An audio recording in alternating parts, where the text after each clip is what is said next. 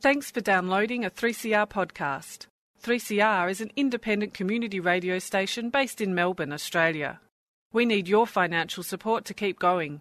Go to www.3cr.org.au for more information and to donate online. Now stay tuned for your 3CR podcast.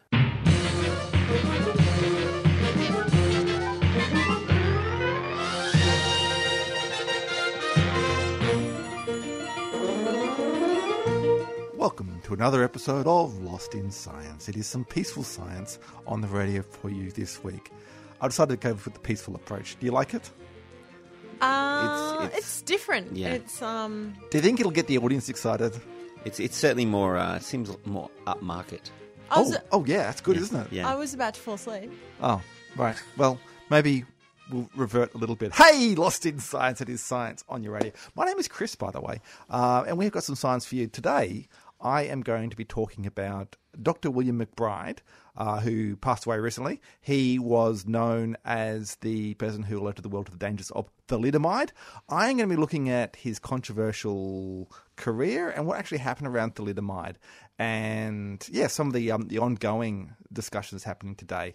And, yeah, all of that stuff. He was an Australian. He was scientist, Australian, yes. Right. Yep. Absolutely. Do you think people called him the Little Bride? No. Claire, what are you talking about? Well, there's a new Jurassic Park movie out at the cinemas. I wouldn't recommend seeing it, but I would recommend... Yeah, film criticism for you on Lost in Science. That's the quickest movie review ever. Yeah. I would recommend listening to Lost in Science because I am going to talk about dinosaurs. Bring you up to speed with what's been happening in the world of dinosaurs, specifically Not a lot for about sauropods. 65 million years. Yes, thank you. Oh, God. The science of dinosaurs, however, ongoing. You No, so you're guys. talking about sauropods, is that what you're saying? Yeah, I'm talking about sauropods. Oh, I love a good sauropod. They're the long ones, aren't they? They're the long ones. The long with stampy big- ones. With the big stampy feet, the long necks, the long tails. You might remember them from such dinosaurs as Brontosaurus, Diplodocus. Anyway, we'll talk about that. Okay, good. I'm getting quite distracted here. Stuart, what are you... Well, I just thought I would quickly have a talk about another famous being who passed away recently, Koko the gorilla. And exactly Famous gorilla, I think you would- famous yeah. gorilla. Well, some people think gorillas are people too, but personally, that's entirely up to the individual. But I'm just going to talk about why Koko is famous and what she's famous for. But I'll go into more detail later in the show. So Koko was the gorilla who famously talked. The sign language gorilla. Famously used sign language. So not Koko... Communicated. Not Koko the monkey from the cereal. No. That's a not different Koko. No. Not That's from a Cocoa monkey, Pops. not a great A. Okay. Yeah, get it right. Monkeys have tails. Okay, well, we're going to be having 3 stories about famous people or beings who've died. Some of them recently, some of them many millions of years ago. But anyway, on with the show.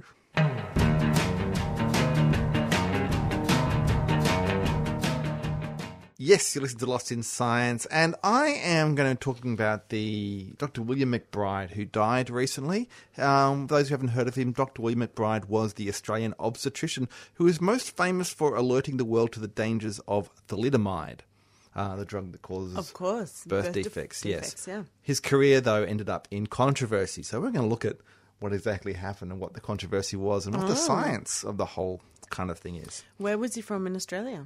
Sydney. Okay. Don't hold that against him. But first of all, I should just say, what is thalidomide? Okay, so thalidomide, it was a sedative. It started as. It was released in 1957 by the German drug company Chemie Grünenthal. But it was also used to treat nausea and particularly morning sickness in pregnant women. So in the early research, they did not seem to show that it was safe, but they hadn't really studied it in connection with birth defects. So they studied it as as an antidepressant or as a Yeah, sort of a sedative. Hypnotic, they called but it. they yeah. hadn't looked at its effects on pregnant women. Is that basically? So they went, it's worked for this other thing. It should be fine. Yeah, well, it's also, they thought it should be fine, and they hadn't thought to test it. And also, you have to test it over, it's not easy to test those things in that sort of circumstance, where you get into stuff Right, like of animal course. testing and stuff Yeah. as well. Anyway, at the time, Dr. William McBride, he was an obstetrician at the Crown Street Women's Hospital in Sydney. Now, according to a report by the ABC's Norman Swan, who got a Walkley Award for his story on this in 1988, there was a nurse, Sister Pat Sparrow. She was the first to notice the babies being born on Dr. McBride's ward with limb defects, or what they call phocomelia, Phocomelia, for those who are playing Scrabble at home. Now, the only difference that she could think of was that he prescribed thalidomide, whereas the doctors on the other wards didn't so much. So she told Dr. McBride about it. According to Norman Swan's story, it took a while for her to convince him. But she did, apparently, because in December 1961, a letter by him was published in the medical journal The Lancet describing what had happened. And this was the first English-language publication to describe the side effects of thalidomide. When you say the first English-language publication... Nicely picked up, Claire. So, about a month earlier, some German paediatricians presented their findings on limb deformities at a medical conference. They noticed an increasing rate of it. And then following that, another paediatrician, Widukind Lenz, who had done quite a bit of detective work to try and figure out what was going on, he stated publicly that there was a drug that was responsible. He didn't supposedly, in his public statement, say which drug, but he said that he determined that there was a drug responsible for it. Did he deliberately avoid saying the name of the drug so he would avoid legal ramifications, or he wasn't sure what it was? I'm not sure why he did it, but the very next day, Grunenthal took it off the market in Germany. The next day? Yes, and over the following weeks, it's taken off in the United Kingdom as well. This all happened before McBride's letter was published. Right. Shortly after his letter, though, Lentz had his own articles published in The Lancet, and this led to eventual court cases and compensation from the drug company Grunenthal.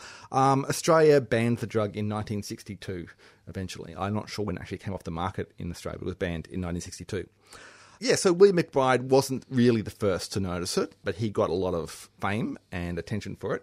And he ran with this. He set up his own research laboratory called Foundation 41, and he dug deeper into how the birth defects were caused. But he also examined other drugs as well. Now, and this is where things really became unstuck. So in 1981, he published a paper claiming that there was another anti-nausea drug with the brand name Debendox that also caused birth defects. It was pulled off the market shortly after that, in about 1983. But later on, he appeared in court cases as a witness about why this drug was bad. Trouble is that in these investigations, and particularly as the ABC investigation revealed, he didn't really have any evidence to show that this drug was bad. In fact, he had done some trials on a related drug, or a similar drug called scopolamine, which had been tested on rabbits. But then it turned out that the data from the scopolamine study was wrong. Like, they misrepresented the number of rabbits tested and the doses of drug given, and even what the effect on the fetuses was. So essentially, it was found to be scientific fraud. Whoa. And in 1993, he was struck off the New South Wales Medical Register. Huh. So scandalous. That was pretty scandalous. So that is the basics of the story. It doesn't just end quite there, that simply. He was later reinstated to the register in 1998. So that was, 6 years later? A judge decided he had shown sufficient remorse, apparently. And now there is a fresh controversy ignited by his death. And this is essentially because, like I said, the ABC, Dr. Norman Swan of the ABC had published this story in the late 80s, got a lot of attention for it. The Australian newspaper, unsurprisingly, is taking an anti-ABC stance on this whole matter and is publishing articles defending William McBride, including opinion from his daughter, who's defending his actions. She actually alleges that her father's troubles were caused by drug companies fighting dirty, as she put it. So, look, when I saw that the ABC had published these articles, I actually thought, I wonder what the Australian has to say about it, because they're going to be taking the opposite viewpoint. And look, it is rather odd to see a News Limited paper alleging that the ABC is part of some big pharma conspiracy. But that's the world we're living in. However, science does have the last word. So Debendox, this drug that he had testified against, that was, like I said, pulled off the market in the early 80s. But subsequent research has found it to be safe. It is now, from about 5 years ago, is back on the market. There's been some advertising issues in America with Kim Kardashian, but I won't go into that. But it's been found to be safe and is an anti-nausea drug. Thalidomide, on the other hand, apparently has benefited a bit from McBride's research. So Foundation 41 studies into how it causes birth defects helped to show that it affects cell division, and now it's used as a cancer drug and also to treat a particular complication of leprosy. Still, not to be used in pregnancy, those is the warning. But essentially, it is back being used again because it does have some uses. So I don't know, look, it's an interesting thing. Like, due to the ongoing controversy we're still going over William McBride, I mean, at the very least we can say that people involved in science can be complicated. They're flawed human beings like any other human beings. But the science eventually works its way out. Now, it's true, there were thousands of people affected by thalidomide, but if you look at the time that it was on the market, it was like less than 5 years from when it went on the market to when it was pulled off because of the worries about birth defects. And that was because of scientific research. Yeah, the initial research was not up to scratch, but we've since learned more about now how to study things better and to look out for these things. So, I don't know. I think we can just hope that science continues to correct the mistakes of the practitioners, no matter how flawed they may be. Across Australia on the Community Radio Network, you're listening to Lost in Science.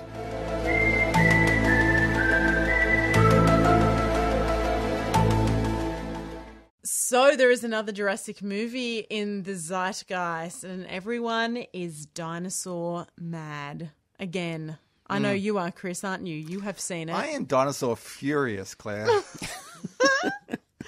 Now, as I said, I wouldn't necessarily recommend seeing the movie. It looks terrible. I so haven't you actually seen it. you I haven't haven't actually seen seen it. it? No, Oh, no. well, there you go. But I don't want to make this story is not about seeing the movie. But it's always a good time to regroup, come together, and catch up on our dinosaur news. There's Or always a dino lot of talk. dinosaur news. For creatures that have been extinct for, as you said, Stu, 65 million years, there always seems to be a lot going on with dinosaurs. Well, there are. Well, I mean, we keep dragging new fossils out of the ground and finding out new things about what who they were. I think Chris. you'll find that they're all old fossils, actually. Oh gosh, you're such a pedant. Anyway, okay. Okay, so tell me, when you think of a plant-eating dinosaur, what do you picture? A dinosaur with a mouthful of greens? No, probably one of those Long big tail, long tail, long neck neck. ones that hang around in swamps because Yeah, that's all thick my in the middle. all my Thick in the middle. yeah. Thick in the middle, yes. Thin at each end. Yeah, a Brachiosaurus or Diplodocus type 1. Or a brontosaurus. Or a Brontosaurus. Yeah. A Brontosaurus. Or a patasaurus. Or an apatosaurus, exactly.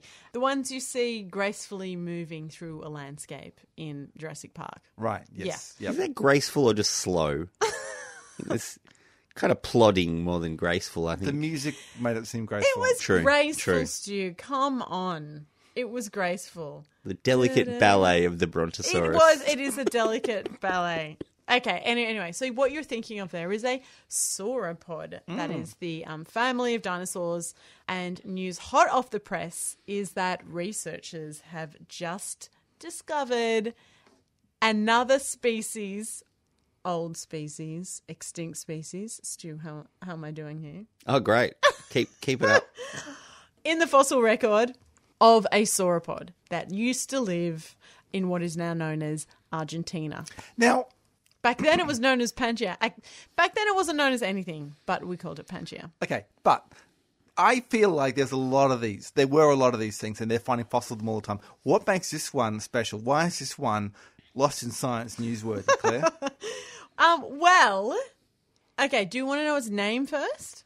Oh, yeah, Sure. tell us his name. Okay, it Right is away. Ingentia Prima. That's a pretty great name. it's Prima pretty for good. short. Let's just call it Like Prima. the juice boxes. Like the juice boxes. Anyway, Prima the dinosaur. You want to know why it's special? Yes. It's special because it is a lot older than anyone expected a big sauropod to be. And I'm not just talking about a couple of 100,000 years.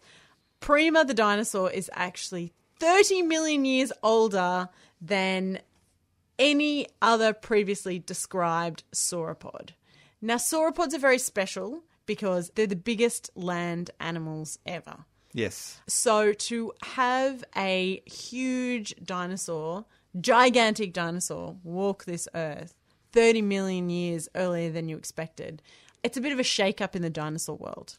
I'm sure the Earth is literally quaking at the force of it. But Yeah. I guess also, I mean, if they're going to be so big, then you'd imagine they would take a while to evolve to be that big. So, like, how big was this Prima?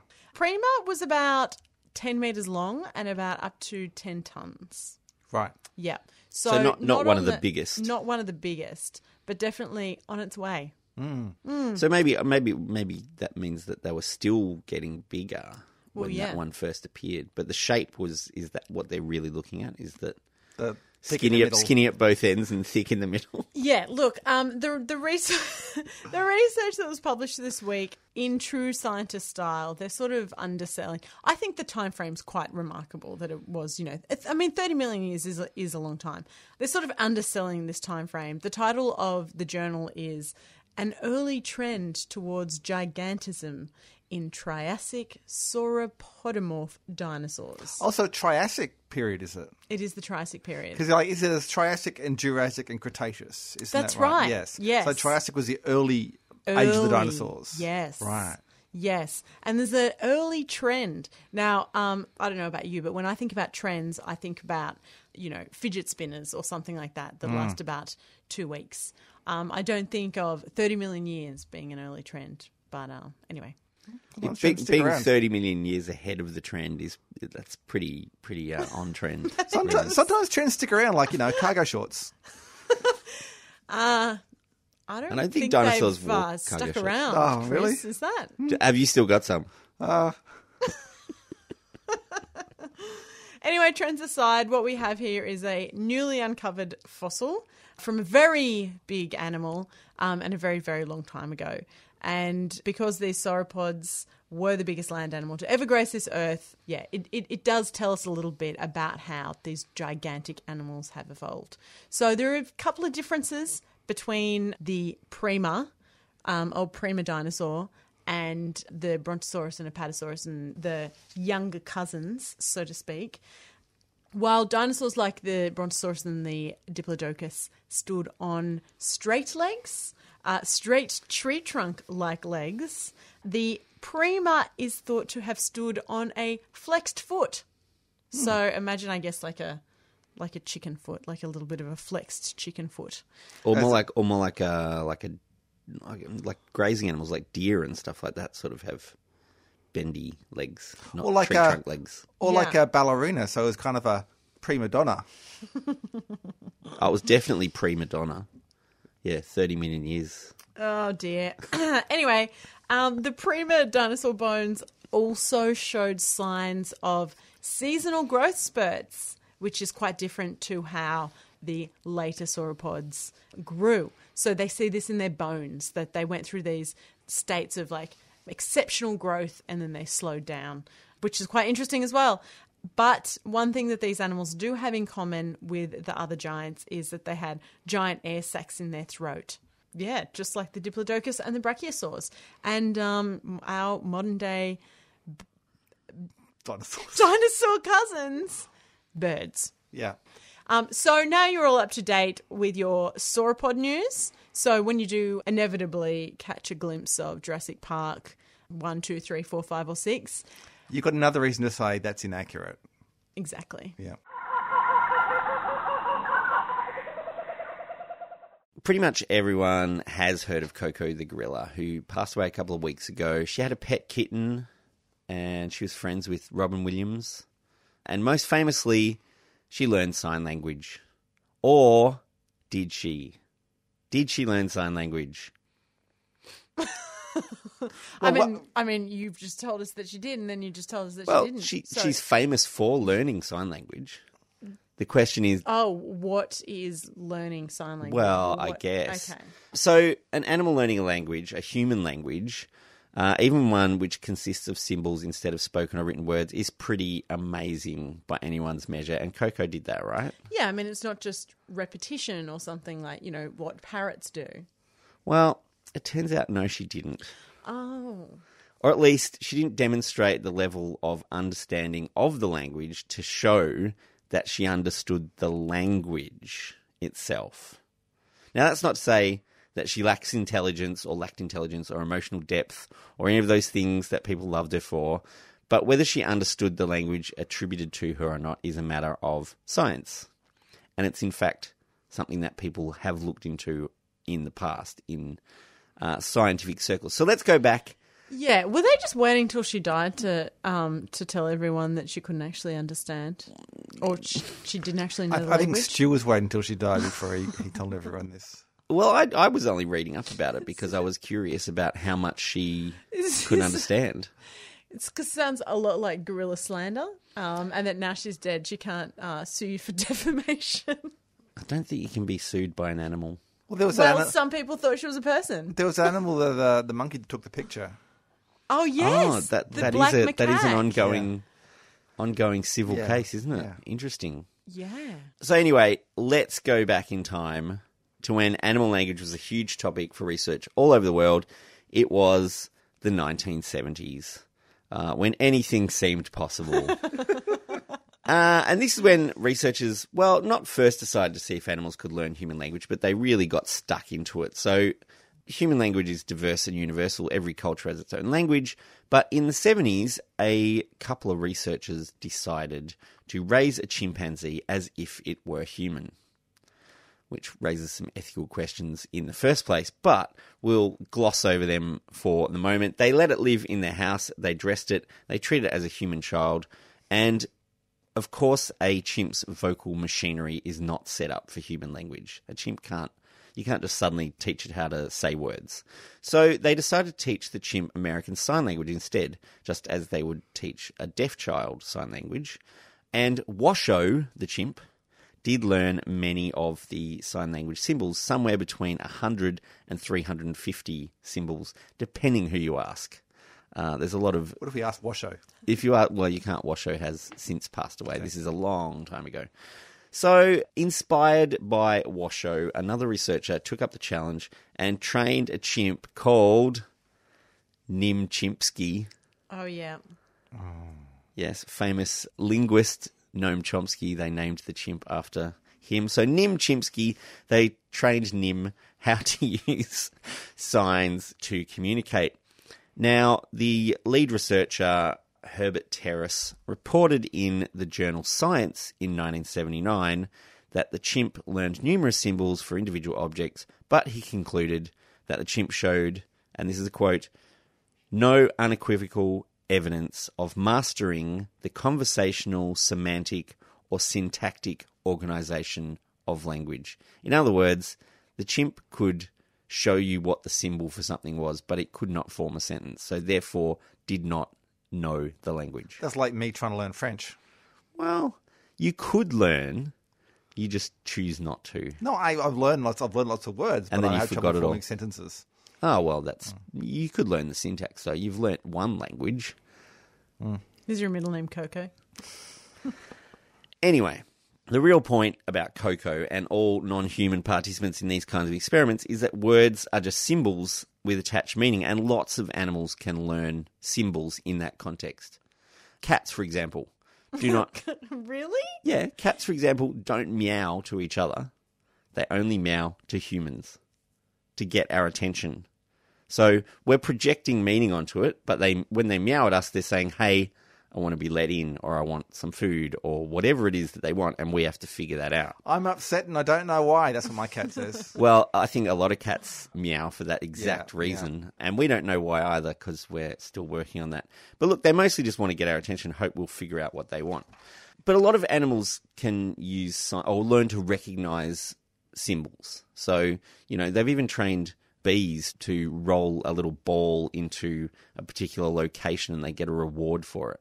And so teaching animals to recognize or imitate a symbol to get a reward is pretty straightforward training. I mean, we used to go to circuses and watch animals do all sorts of things which they've been trained to do. So really, these chimps and these gorillas have been trained to do these symbols for which they get rewarded in some way or another.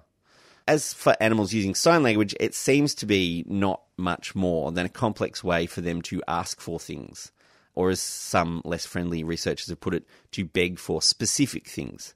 So instead of just meowing like a cat would meow, they can say, I want my ball, or I want I want some lollies, or I want to pat my kitten. That is still communicating. It is communicating, but it is not language, because language has syntax and all those other things.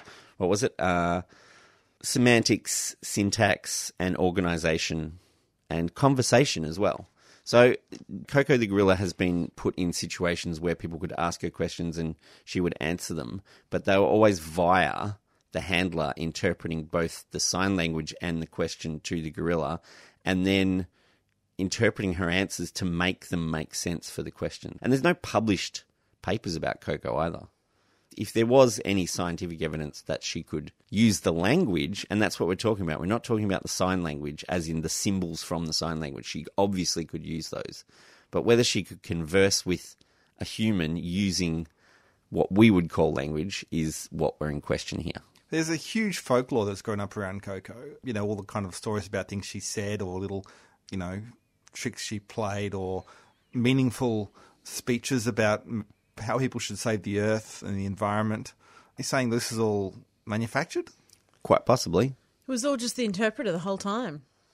I mean, you know, this is the thing. Even when you see video of Koko interacting with people, you can't see what's going on in the room. And a lot of people have pointed out that the interpreter or the handler did do a lot of prompting to get things. And then, you know, they would film when Koko got the answer right and things like that. So it's very tricky. But one of the interesting things about it is that the reason, you know, we don't know any other, can you name any other apes around who know sign language and who communicate with sign language? Yeah, I'll get back to you on that one. Right, but she's famous because she could communicate with sign language. The reason that she's an anomaly is because the evidence for animal comprehension of language was shown to be lacking 40 years ago when Terrace published his paper in Science saying, well, our chimp can't actually use language.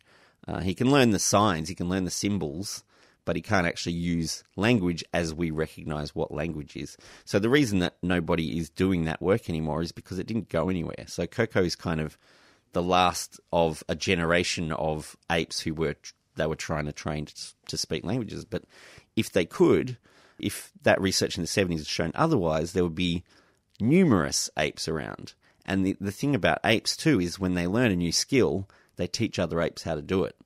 And they're not able to do that. So that means that they don't really understand what they're doing. Because if they did understand that it was something that was useful, they would communicate it to other apes and then be able to teach each other. And we'd end up on Planet of the Apes, I guess, if they all started learning sign language.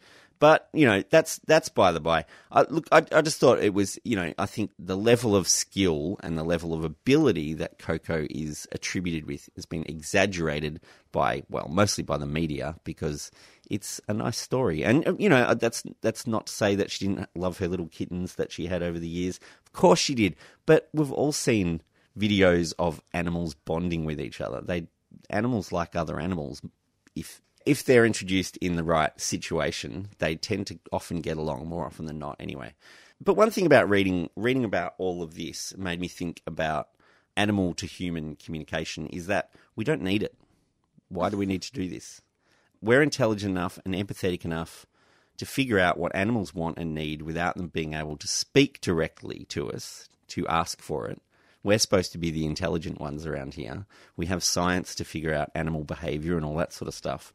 Maybe we should be trying to understand them a bit better as they fit into the world, as they actually fit into the world, rather than trying to get them to understand us and how we want them to fit into the world.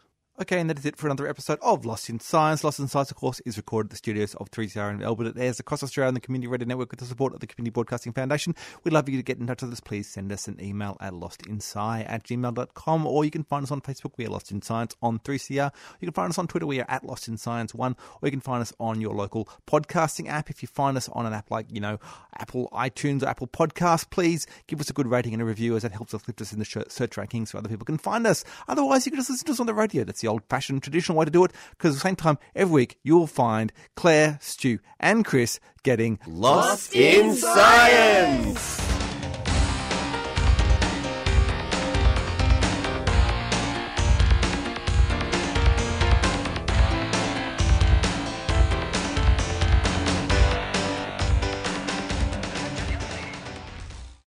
Thanks for listening to a 3CR podcast. 3CR is an independent community radio station based in Melbourne, Australia. We need your financial support to keep going. Go to www.3cr.org.au for more information and to donate online.